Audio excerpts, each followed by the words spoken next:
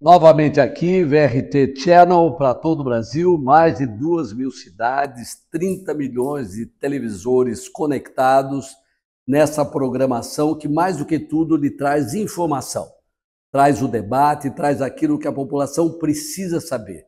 É uma imprensa que contribui para o conhecimento e a informação das pessoas.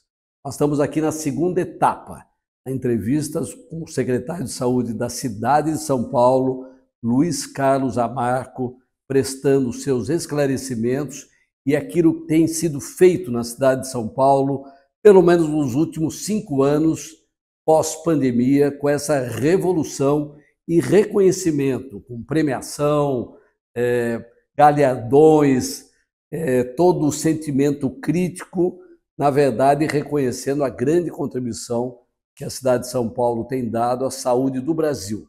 Secretário Zamarco, muito bem-vindo outra vez. Nós queríamos explorá-lo ainda um pouco mais. Como é que Zamarco, a integração federal, estadual e municipal? O que ela ajuda, de fato, a cidade de São Paulo, tendo em vista que o sistema de saúde é o único? Ele tem os seus 3 níveis, tem integração com o setor privado. Como é que isso se faz na sua gestão? O Ministério da Saúde, né, a União prevê nos entes federativos que o município teria que gastar 15% do seu orçamento na saúde. São Paulo, nós já estamos batendo 25% do dinheiro arrecadado pelo município. O orçamento total da cidade de São Paulo, 25% vai para a saúde, 25%, quando deveria ser 15%. Exatamente. E o governo federal, cada ano, ele contribui menos nesse valor. Então, por exemplo, até 10 anos atrás, você tinha uma contribuição da União ao redor de 25%. Né? Do 100% do dinheiro gasto no município de São Paulo, 25% era do governo federal. No último ano, 85% do recurso gasto na cidade de São Paulo, 85% foi custeado por nós aqui da cidade de São Paulo. Quando eu falo com o município, somos nós que estamos custeando. É o seu imposto, é o imposto que eu pago, é o imposto que a população paga, que está custeando a saúde na cidade de São Paulo. Né? Então, cada vez mais o ente federativo da União tem colaborado com a cidade de São Paulo, não só a cidade de São Paulo, mas todos os outros municípios fazem o mesmo relato. Em relação ao Estado, nós tivemos no ano passado a criação da tabela SUS Paulista, que tem nos ajudado, porque o São Paulo, o que acontece? A gente tem vários serviços que nós fazemos contratualização. O São Paulo não pode criar um hospital de oncologia, não pode criar alguns equipamentos de alta complexidade, que não seria de responsabilidade do município, mas uma cidade do tamanho da nossa, de dimensões continentais, a gente não pode ficar esperando que um outro ente federativo assuma essa responsabilidade, porque o paciente está na nossa porta cobrando o tratamento, precisando do tratamento. Né? Então, a gente tem avançado muito na ação, na atenção primária, trazendo para dentro do serviço de saúde o paciente. E a hora que você traz o paciente para dentro do serviço de saúde, você faz o diagnóstico. Você faz o diagnóstico, você tem que oferecer o tratamento. E quando esse tratamento foge da nossa esfera, que a nossa esfera é a baixa e a média complexidade, a hora que ele vai para a alta complexidade, aí eu estou falando da oncologia, estou falando dos procedimentos ortopédicos de alta complexidade, as órteses e próteses, você precisa dos outros entes federativos. E aí a forma de você trazer esse ente federal, fazer uma contratação, você pode utilizar a contratualização, que é um recurso federal, mas ele só paga a tabela SUS. Então, para você trazer essa parceria para a cidade de São Paulo, você paga um incentivo. Esse incentivo ele sai dos cofres municipais, ele sai do recurso do Tesouro Municipal.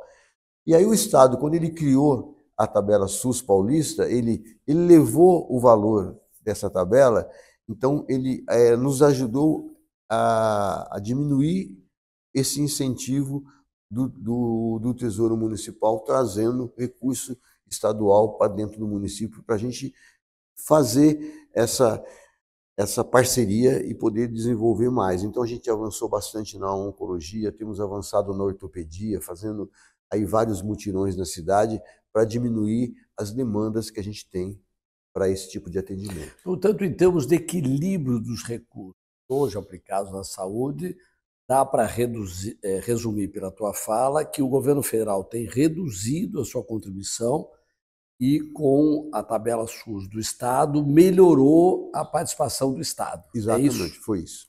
É isso, ou seja, cresceu muito no município, reduziu do federal, mas cresceu também do estadual, o que permite, de certa forma, um certo equilíbrio dos três entes federativos. O maior problema é o federal. Eu não vou dizer que existe um equilíbrio, porque o município ainda é responsável por 85% de todo esse recurso. Então, de 24 bilhões, 85% é todo o dinheiro do recurso municipal. Ainda é muito dinheiro investido, né? Então, 84 não, os 24 bilhões é nosso. E aí tem mais um bilhão que vem dos outros entes federativos. Então, é muito dinheiro que sai do recurso municipal. Então, se a gente não fosse uma cidade que tivesse as finanças em ordem, né? O prefeito Ricardo Nunes sempre fala isso, e é uma verdade, porque São Paulo sempre teve um caixa deficitário. Por isso que muitas vezes outros governos não puderam investir na saúde. Ele não tinha dinheiro para investir na saúde. O prefeito Ricardo Nunes, a primeira ação que ele fez no nosso município foi sanear as contas públicas, deixar o município com um caixa positivo, para que ele pudesse investir em saúde e em educação, que são as duas pastas que têm o maior volume de gastos dentro do município. Um tema importante que a gente passa, meio de passagem, aí a questão da pandemia, é a questão da vacinação. Ou seja, o Brasil é um exemplo nessa área, um exemplo internacional. Nós temos campanhas de vacinação que são verdadeiros exemplos e vanguarda para o mundo. Como é que nós estamos hoje nessa questão na cidade de São Paulo? Nós perdemos força e representação que nós tínhamos no passado ou ainda continua um instrumento de prevenção extremamente fundamental para a sociedade em geral? Isso é uma coisa boa para a gente falar, porque São Paulo, durante a pandemia, foi considerada, né, a capital mundial da vacina. Fomos a cidade que mais vacinamos. Por que a gente vacinou? Porque a gente usou a imaginação no município de São Paulo, né? A gente, para trazer o adolescente para vacinar contra a Covid, primeiro que estava em isolamento, ele tinha que ir de carro até um local de vacinação. O que nós fizemos? Criamos ambientes festivos, né? O adolescente ele gosta de banda, de música. Então, nesses locais de vacinação, era uma verdadeira discoteca. Ele estava dentro do carro, né, junto com os pais, mas a gente criou um ambiente que fazia ele falar: pai, me leva para vacinar. Então, foi isso que fez um diferencial na cidade de São Paulo. E outra coisa que foi um diferencial, todas as classes sociais tiveram que vacinar nos nossos postos de vacinação.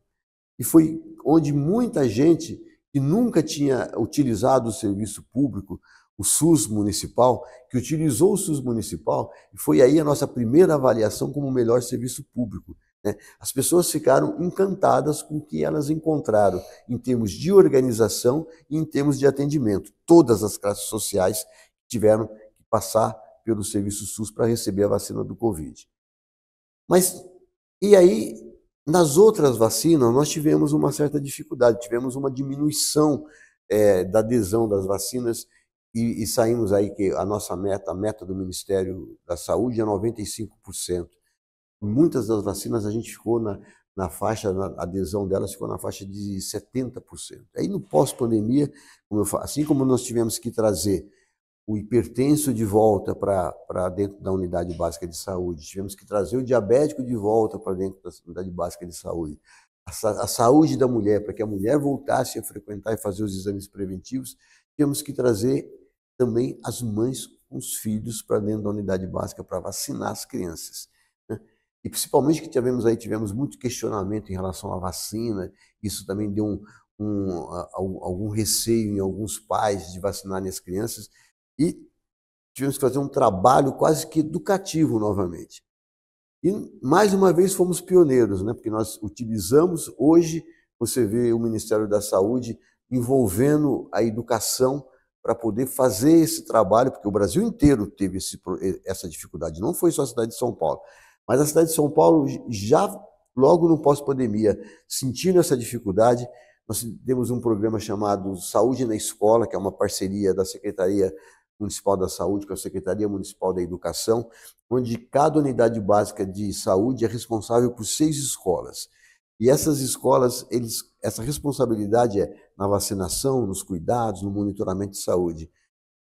E aí nós utilizamos a escola para a criança levar para os pais um comunicado para ele trazer o filho para vacinar, porque precisamos da autorização deles, ou então uma autorização para que a gente pudesse vacinar essas crianças nas escolas, e levamos a nossa equipe de vacinação para dentro de todas as escolas.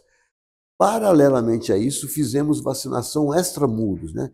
Fizemos vacinação em terminais de ônibus, fizemos em terminais de metrô, terminais de trem, nos shoppings da cidade de São Paulo, grandes programas de vacinação, trazendo a população, chamando a população para vacinar. Fizemos um outro trabalho importante. São Paulo hoje tem uma cobertura da estratégia de saúde da família. Nós temos aí mais de 1.700 equipes de estratégia de saúde da família na cidade de São Paulo, com uma cobertura de mais de 6 milhões de pessoas. O agente comunitário de saúde indo até a casa das pessoas, olhando a carteira de vacinação, trazendo a pessoa de volta para dentro da unidade básica de saúde. Quando ele não conseguia, a unidade indo até a casa da pessoa e fazendo a vacinação disso lá. Com isso, nós já conseguimos, em várias delas, atingir 95%, e aquelas que a gente não conseguiu 95%, nós estamos em 90%. São Paulo é uma das cidades que está com um cenário de vacinação mais adiantada de todo o nosso país, mesmo com todos os problemas, com essas ações. Essas ações foram tão importantes que o ministro tem vindo aqui na cidade e fazendo outros lançamentos de outras campanhas para o Brasil inteiro, mostrando a nossa experiência de como a gente conseguiu avançar na vacinação. O Zamarco, é interessante porque eu acompanhei muito, claro, na época da pandemia, todos nós acompanhávamos todas as notícias. Eu estava, na época, na Confederação Brasileira de Futebol, e nós fizemos todo um trabalho de paralisação do futebol no Brasil e como que a gente fazia as restrições. Uma experiência fascinante. Mas eu me lembro muito isso que você falou, o Jô Soares chegando para ser vacinado. O Jô Soares, essa figura incrível, era quase um drive-thru da vacina e tinha isso que você falou, eu não diria da alegria, porque foi um momento dramático da vida do Brasil, mas esse esforço de envolvimento da população para perceber que a vacinação era fundamental. Você diria que o debate entre aqueles que acreditam na vacina como um instrumento poderosíssimo de prevenção e aqueles que negavam a vacina, nós ganhamos o debate, nós ganhamos o apoio público de que vacinação é um instrumento ainda muito importante de conservação da saúde? Eu acredito que nós ganhamos esse debate até por conta do aumento da nossa adesão da vacinação, né? Então, sair de 70% para 95%, aquelas que ainda a gente não atingiu 95%, está em 90%, significa que a população entendeu a importância da vacinação principalmente as nossas crianças, né?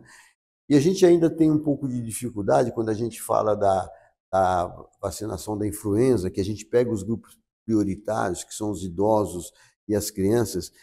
A gente ainda tem um pouco de dificuldade de fazer a pessoa entender que isso é uma proteção para ela, mas não porque ela seja contra a vacina. É até eu diria assim, eu vou deixar para vacinar amanhã, e acaba esquecendo de fazer a vacina. Então, por isso que é importante a gente ter esse trabalho de ir até a casa da pessoa, oferecer a vacina na casa da pessoa, ir nas escolas, porque você lembra que ela precisa tomar vacina. Hoje eu não acredito que os nossos índices que sejam baixos em uma ou outra vacina, seja por conta de negação da vacina. Não, é mais por dinâmica por causa do da dia a dinâmica dia. do dia a dia da pessoa.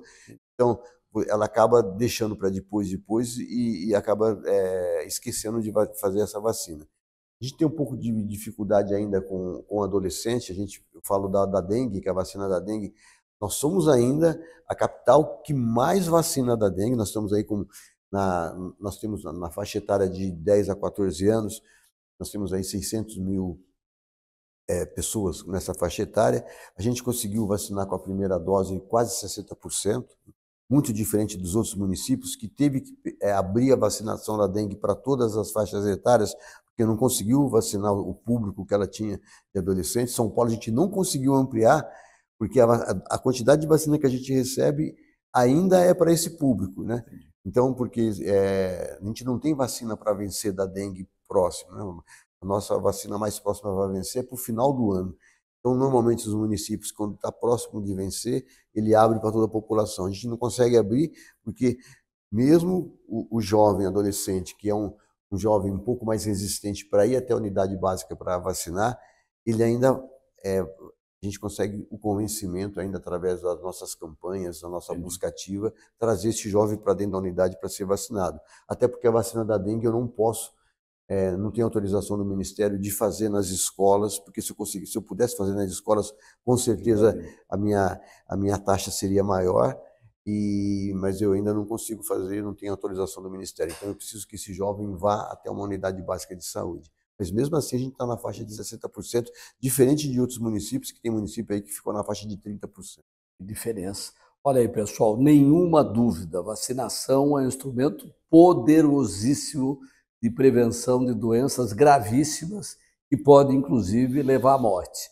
Então, debate ganho contra o negacionismo, vacina é fundamental para toda a população em todas as doenças que as vacinas já foram descobertas. Então, meus parabéns pelo trabalho da cidade de São Paulo. Eu queria falar um pouco de um tema que você já abordou, que é da tecnologia. Hoje se fala muito, Zé Marco, na questão do papel da inteligência artificial, dos diagnósticos feitos à distância, de maneira remota, como que a tecnologia foi trazida para a área pública, já que no setor privado, com certeza, também avançou de maneira consistente. Bom, como eu já falei na nossa conversa anterior, a gente começou com a tecnologia na época da pandemia. E a experiência foi excelente e os resultados foram excelentes também. Então, no pós-pandemia, nós criamos nos nossos serviços os consultórios híbridos. Foi uma primeira experiência, porque o que acontece? Tem muitas pessoas que não têm essa familiaridade com a tecnologia como o jovem tem, principalmente as pessoas mais velhas. E nas regiões mais distantes da cidade, as pessoas mais vulneráveis também têm uma certa dificuldade. Então, quando você coloca um consultório híbrido, você apresenta a tecnologia para toda a população. Então, eu fiz questão que esses consultórios tivessem o mesmo padrão na cidade inteira. Então, ele vai ver a entrada do consultório, a porta de entrada do consultório é a mesma porta que ele vai ver na cidade inteira, com um tipo de adesivo, e identifica aquele consultório como um consultório digital. E disponibilizando um profissional que acompanha esse paciente que não tem familiaridade com a tecnologia, apresentando a tecnologia para ele. E qual foi a minha grata surpresa? Eu fiquei um pouco receoso no começo, quando eu comecei a implementar a tecnologia na cidade de São Paulo. Falei, a população gosta da presença do médico, né? Contato físico. Contato físico. E na hora que eu falar que ele vai falar com uma televisão, ele não vai aceitar. Mas a grata surpresa foi o contrário, porque como a tecnologia, o médico está à distância, e ele, para fazer um diagnóstico, ele tem que ouvir e conversar bastante com o paciente. O paciente gostou disso. Ele qualifica a relação. Isso. Então, assim, você pode perguntar para qualquer pessoa, inclusive nós temos experiências em algumas unidades de saúde que o paciente ele vai naquele dia, fala: eu quero falar com aquele médico da televisão que vem da quinta-feira, que ele gostou daquele médico. Então, ele estabeleceu um contato, ele estabeleceu uma relação de proximidade com esse paciente muito boa. E fez com que houvesse uma grande aceitação e que a tecnologia crescesse na cidade de São Paulo. Cresceu de tal maneira que depois a gente implementou esse atendimento e a gente conseguiu levar várias especialidades que nós tínhamos uma demanda reprimida, por exemplo, cardiologia, dermatologia, psiquiatria, são demandas que hoje o paciente não tem mais 3 anos de espera, como já aconteceu. Esse paciente hoje ele espera 30 dias para uma consulta, porque a consulta digital permitiu que a gente ampliasse e oferecesse em grande escala para toda a nossa população. Isso foi um grande avanço que a gente teve, né, na consulta de especialidade. E hoje nós estamos implementando na atenção primária, quando a gente faz o atendimento do médico de família, a gente está criando um médico de família digital. Essa é a nossa experiência que a gente está fazendo em algumas regiões da cidade e também tem tido um resultado excelente, que você consegue fazer um monitoramento, acompanhar um paciente dentro da sua patologia com a tecnologia e com um médico que faz esse acompanhamento.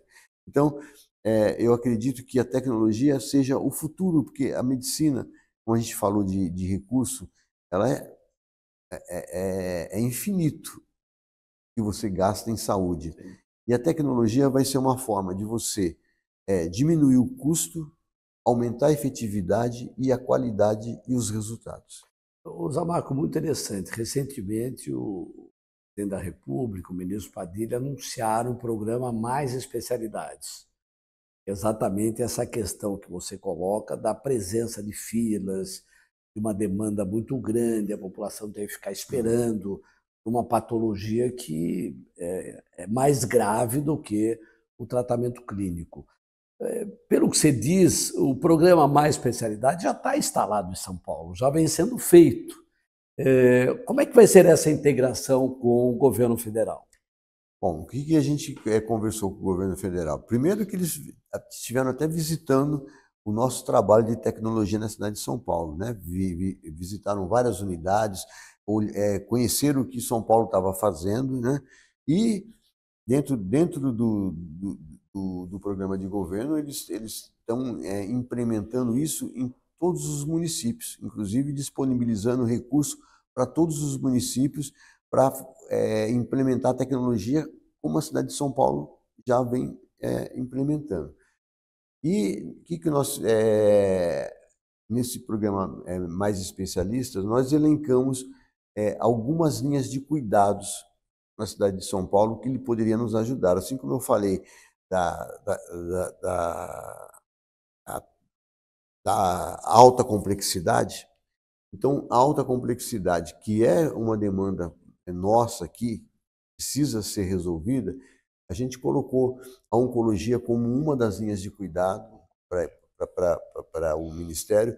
Elencamos 4 linhas de cuidados para ele. Aí tem uma parte de cardiologia, que são as doenças crônicas, tem a oncologia, tem uma parte de ortopedia, onde ele vai fazer, apresentamos a nossas filas, eles vão fazer aqui uma parceria com o município de São Paulo para a gente conseguir avançar e melhorar esse atendimento nessas áreas onde São Paulo ainda está caminhando.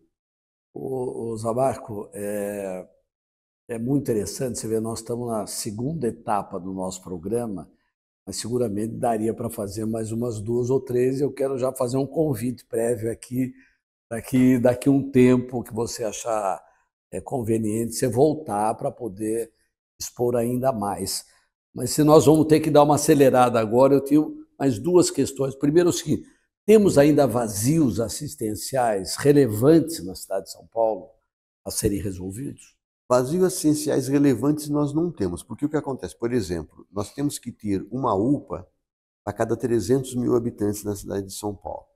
Hoje nós temos 34 UPAs já em funcionamento, 11 em construções. Até o final desse governo, nós vamos ter 45 UPAs, que dá uma cobertura para mais de 12 milhões de habitantes. São Paulo tem 12 milhões. Nós precisamos ter um CAPS para cada 200 mil habitantes. Nós temos hoje 103 CAPS, cuidando da saúde mental, que é um tema importante, que a gente não teve oportunidade de falar, mas é uma coisa importante que São Paulo tem olhado com bastante cuidado e bastante carinho para isso. Vocês acabaram de inaugurar o centro de TEI agora. Isso. Acho que é de vanguarda. Isso. E aí, assim, nós temos 103 CAPS, então nós temos uma cobertura, um CAPS para cada 116 mil pessoas. Então a gente tem trabalhado a cidade desta forma. Então, ainda temos, por exemplo, feitos mais equipamentos, porque a gente, além de seguir essa orientação do Ministério da Saúde, o número de equipamentos para a quantidade de pessoas para aquele equipamento tem que atender, a gente tem feito um avanço nas unidades básicas de saúde e na estratégia de saúde da família. Então, interessante, hoje nós temos uma cobertura, como eu falei, de mais ou menos quase 7 mil pessoas, mas São Paulo figura como 8 mil SUS dependentes, então é ideal que a gente avance mais na estratégia de saúde da família para acabar com esse vazio assistencial na atenção primária e trazer a população para dentro do nosso serviço. Na urgência e emergência, como eu estou falando para você das UPAs, a gente conseguiu melhorar bastante. E quando eu falo de colocar as UPAs, cada UPA ela tem 30 leitos, mais ou menos, de observação, entre emergência e observação. Quando eu falo que nós temos aí 34 UPAs na cidade de São Paulo, significa que nesse governo a gente colocou 1.000 leitos de urgência e emergência. São 1.000 macas que nós tiramos dos corredores dos hospitais e colocamos o paciente num leito de observação. E estamos avançando agora com o prefeito, que está fazendo uma requalificação nos hospitais municipais, e até o final dessa gestão a gente vai ter 1.572 novos leitos, que vão ser feitos nos próprios hospitais municipais, que a gente está fazendo uma ampliação. O Hospital Mário Dene, que vai ter uma torre com 250 leitos, o Jardim Iva, que é o Benedito Montenegro, com mais uma outra torre com 250 leitos, o Alexandre Zaio, 250 leitos, o Tatuapé, que está sendo remodelado e vai ter mais leitos também, vai ser 400 e tantos leitos lá.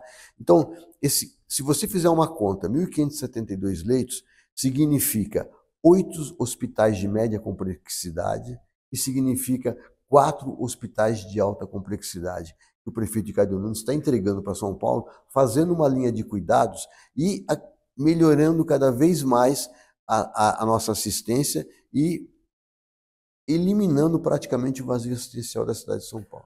Então, Marco, fica aqui o convite para daqui a um tempo você voltar. Eu vou combinar aí com a Ida e a Fátima para que a gente possa estar. A Drica, que é a nossa detentora dos direitos aqui do VRT, vai nos conceder esse horário. Mas eu queria, Zé Marco, já que você é um realizador de sonhos incríveis aí na sua carreira e no seu trabalho na Secretaria de Saúde, se olhasse para aquela câmera lá e dissesse hoje, dentro de toda essa realidade, qual você diria que é o sonho meu do secretário de Saúde, Luiz Carlos Zamarco?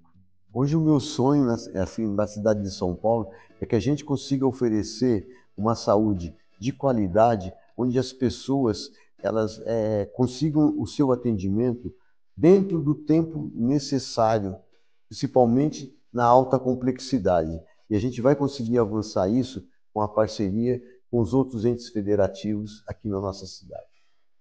Marco, muito obrigado. Eu te agradeço a oportunidade. Satisfação enorme receber você aqui, uma grande contribuição para a informação da população de São Paulo e do Brasil.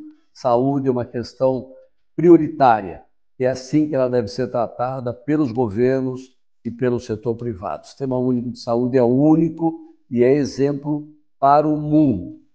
Tem um exemplo que o Brasil oferece para o mundo, é o Sistema Único de Saúde, e o Zamarco é um grande representante municipal desse modelo. Programa Sonho Meu, VRT Channel. Até a próxima oportunidade.